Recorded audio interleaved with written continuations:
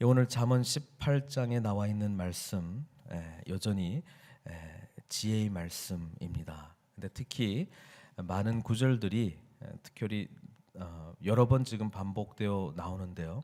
그 언어 생활과 관련된 이야기가 계속해서 나오고 있습니다. 1절에 보면 무리에게서 스스로 갈라지는 자는 자기 소욕을 따르는 자라 온갖 참지혜를 배척한다, 그렇게 되어 있습니다.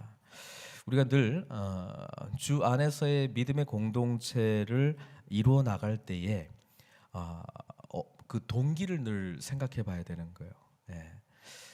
하나님 앞에서 우리가 영적으로 성장해 나가는 과정 속에서 날마다 이렇게 말씀을 묵상하는 것이 유익이 되는 이유는 말씀에 대해서 배우는 것도 있지만 사실은 말씀을 통해서 우리 자신을 이제 성찰하는 겁니다. 우리 자신의 깊은 마음 속에 있는 것이 무엇인지를 찾아내는 겁니다. 그거를 이제 발견해야 되는데, 그것이 하나님께서 원하시는 것을 향해서 한 발자국 내어 딛고 나가는 것인지, 아니면 자기 소욕, 나의 욕심에 의해서 원하는 것을 따라가는 것인지를, 그거를 이제 봐야 된다는 것이죠. 여기 보니까 스스로 갈라지는 자, 이렇게 무리에게서 스스로 갈라지는 자라고 말하는 게 뭐냐면, 이 공동체가 자기의 소욕을 이루는 공동체가 아니기 때문에 이제 거기서 갈라져 나가는 것이죠.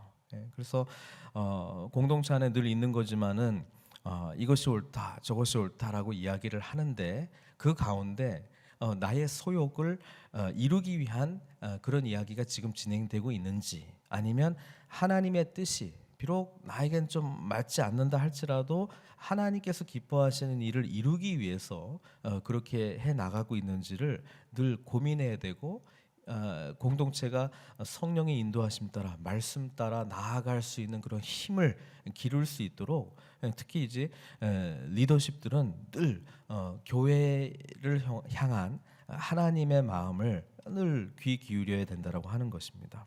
그래서 2절에 보니까 미련한 자는 명철을 기뻐하지 아니한다. 명철이라고 하는 것이 계속적으로 반복되어서 나타나는 지혜, 또 하나님을 아는 지식, 여러 가지로 지금 다 표현하고 있습니다만은, 그걸 기뻐하지 않는다는 거예요. 왜? 자기 소욕하고 반대되니까. 하나님이 원하시는 것하고 내가 원하는 것하고 매치가 안 되니까. 그러니까 기뻐하지 않는다는 것이죠. 그래서 어떻게 합니까? 자기의 의사를 드러내기만 기뻐한다, 이렇게 돼 있습니다. 누구나 자기의 의사가 있습니다. 그러나 이 의사의 그 근본적인 마음의 동기, 그것을 늘 생각해 봐야 되고, 말을 할 때에 우리 믿음의 사람들은 주님의 마음을 가지고 말을 할 수 있어야 되는데, 그 훈련을 받기까지 상당히 이제 힘들죠. 그 훈련의 과정 중에 포함되어 있다는 것이 나랑 의견이 맞지 않는 사람들이 항상 있다. 그게 우리의 삶의 숙제인 것입니다. 맞지 않는 사람들 속에서 어떻게 하나님의 뜻을 찾아 나가는 것인가? 이러니까 혼자 감당할 수 없으니까 어떻게 됩니까? 기도해야 되고, 하나님의 뜻이 무엇인가 마음을 같이 나눠야 되고, 더 공동체를 향한 주님의 뜻이 무엇인가를 알기 위해서 몸부림쳐야 된다는 것이죠. 그런데 이것을 접근하는 방법이, 어떤 사람은 자기의 의견을 드러내는 길을 기뻐하기 위해서 늘 자기 주장만 하는 사람이 있고, 또 어떤 사람은 이 자체를 피하는 것이죠.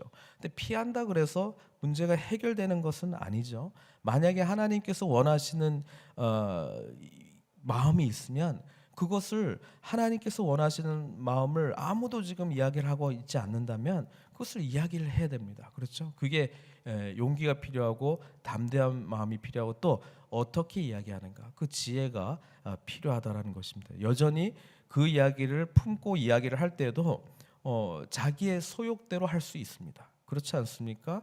자기의 의를 드러내기 위해서 할 수도 있고, 또 이야기를 하면서 자기가 오른편에 있다는 그런 정당성을 드러내기 위해서도 할 수 있습니다. 그러나 하나님의 마음을 가지고 이야기하는 자는 어떻게 합니까? 예, 모든 사람들을 일치되게 하는 그런 지혜를 하나님께서 주실 것이고, 또 모든 사람들의 그 마음을 품을 수 있는 긍휼히 여기시는 그 하나님의 마음을 깨닫게 해 준다라고 하는 것입니다. 그래서 악한 자가 말하는 말은 3절에 보니까 악한 자가 이를 때는 멸시도 따라오고 부끄러운 것이 이를 때는 능욕도 함께 오지만 명철한 사람의 입의 말은 깊은 물과 같다는 거예요. 그러니까 참된 진리의 말씀이 정말 그 마음 속에서 우러나오기 시작한다면 사람들이 듣는다는 거예요. 그리고 그것은 지혜의 샘은 솟구쳐 흐르는 내와 같으니라. 예. 하나님의 지혜는 끝이 없기 때문에 그 하나님의 지혜를 늘 구하고 그 하나님의 마음을 품고 나아가는 사람은 점점 그 이야기를 점점 경청하고 들으려고 하는 그런 지혜의 샘처럼 솟구쳐 흐른다라고 하는 것입니다. 그래서 이 잠언 전체 계속적으로 이야기하는 것은 이 힘이 도대체 어디서 오느냐? 여호와 경외하는 것에서 온다는 거예요. 여호와를 깊이 묵상하는 데서 온다는 거예요. 말씀이 내 속에서 체화되어 나가는 그 몸부림 속에서 나온다는 것입니다. 예. 그러니까 그것을 향해서 우리가 함께 나아가야 된다는 것이죠. 5절부터 계속적으로 나오는 것은 악인의 이 뭡니까? 자기 소욕대로 따라가고 또 하나님의 명철을 구하지 않는 언어를 통해서 나오는 파괴력에 대해서 이야기를 하고 있습니다. 5절은 뭡니까? 불의가 행한다는 거예요. 옳지 않은 것. 어제도 보니까는 옳은 것을 가지고 옳다라고 말하지 않았습니다. 악인을 의롭다 하고 의인을 악하다 하는 그런 일들이 나타난다는 것이죠. 그래서 재판할 때 억울한 일들이 많이 나타난다는 거예요. 그 다음에 또 6절에 뭡니까? 다툼이 일어난다. 이거 다툼. 미련한 자의 입술은 다툼을 일으킨다고 되어 있습니다. 왜? 공정하지 않기 때문에 뭔가 다른 사람들의 어떤 유익이 배제되어 있기 때문에 또 자기 소욕이 관철되려고 하는 그런 것이 있기 때문에 다툼이 일어난다고 되어 있습니다. 또 7절은 결국은 이것이 공동체 전체에게 뭡니까? 이 멸망을 향한 길로 인도한다. 그리고 이것은 우리 영혼을 살리는 것이 아니라 영혼을 가로막는 영혼의 그물이 된다. 이렇게 이야기를 합니다. 8절에 보니까 이 또 지혜를 구하고 하나님의 명철을 구하고 하나님의 그 뭡니까? 하나님 앞에서 그 경외하는 마음이 없는 자의 특징 중에 하나는 뭐냐면 남의 말하기를 좋아한다는 거예요. 남의 말하기를 좋아하는 자의 말은 별식과 같아서. 그러니까 이게 뭡니까? 재밌다는 거예요. 다른 사람 막 씹고 뭐 이런 이야기 하는 게 그냥 너무 별식과 같다는 거예요. 근데 우리는 하나님의 말씀을 참된 양식으로 여기는 사람들 아닙니까?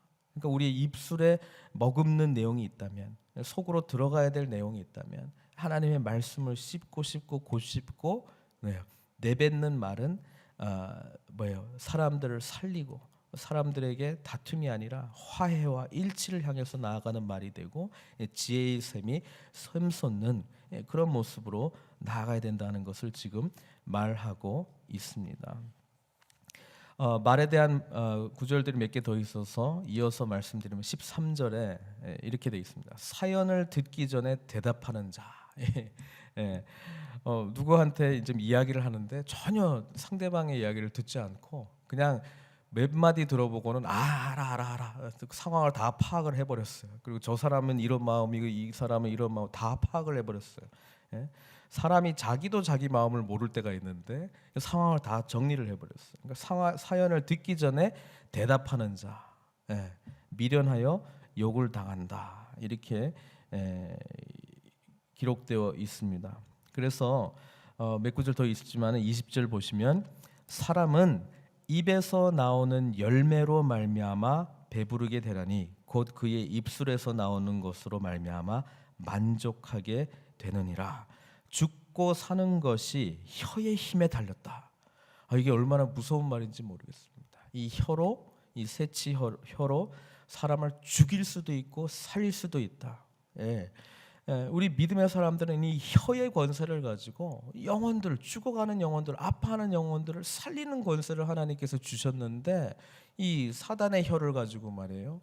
예, 사람들을 이간하고 분열시키고 다툼을 일으키고 사람들이 영적으로 성장하는 것을 저해하는 혀로 사용된다면 이 얼마나 안타까운 일이겠습니까? 예, 혀의 열매를 먹는다. 결국은 우리 하나님께서 그 부분에 대해서 심판이 있을 것이다라고 하는 이야기를 하고 있습니다.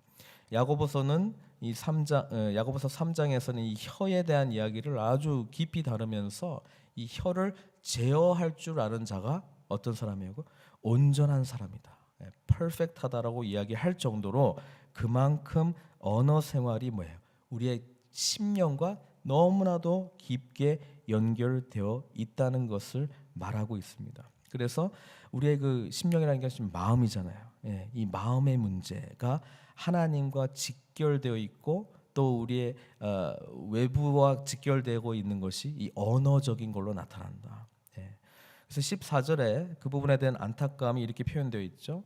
사람의 심령은 그의 병을 능히 이기려니와 심령이 상하면 그것을 누가 일으키겠느냐.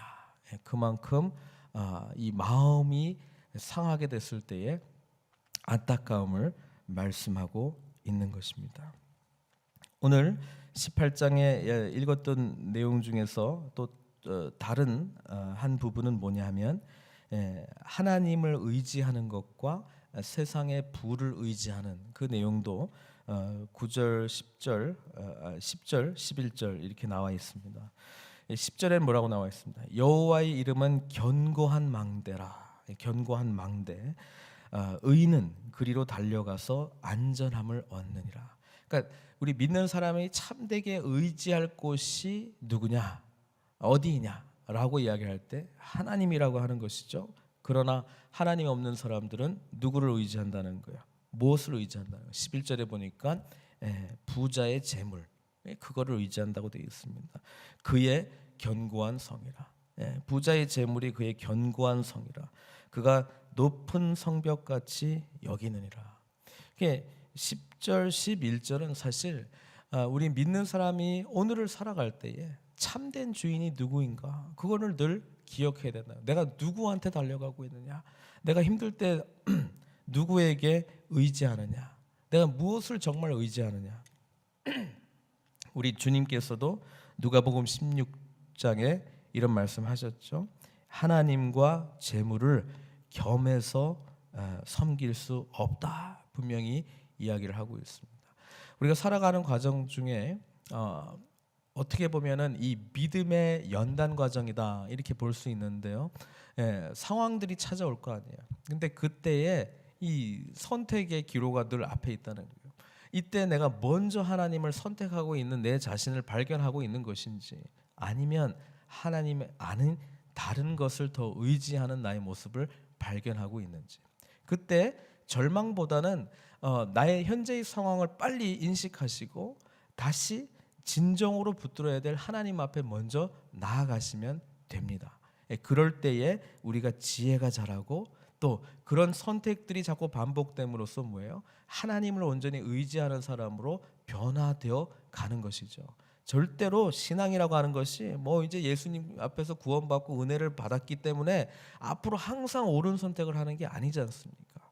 그러니까 끊임없이 말씀으로 돌아오고 끊임없이 기도 생활을 하고 끊임없이 하나님 앞에서 무릎 꿇으면서 내 자신의 마음을 성찰하면서 옳은 선택을 할 수 있는 지혜를 구하면서 우리는 이 땅에 승리하는 그런 모습을 보여줘야 된다는 것입니다. 오늘 특별히 이제 언어 생활과 또 10절 11절에 참되게 의지하는 분은 오직 하나님이시다라고 하는 이 두 말씀만 제가 나누려고 합니다. 오늘도 살아가실 때에 하나님 우리의 언어 생활을 지켜주십시오. 내 심령을 지켜주십시오. 그리고 늘 하나님만 의지하는 믿음을 허락하여 주시옵소서. 지혜의 샘이 정말 심령 깊은 곳에서 쏟아 나오게 해주셔서 불의가 아니라 하나님의 공의, 또 다툼이 아니라 일치, 화해하는 일로, 멸망이 아니라 생명을 전하는 일로, 남의 말하기를 좋아하는 것이 아니라 다른 사람을 위해서 언어로 중보하며 기도하며 품고 나아가는 그런 삶으로 인도하여 주시옵소서. 이게 오늘 저와 여러분들의 기도가 되기를 주님의 이름으로 축원드립니다. 함께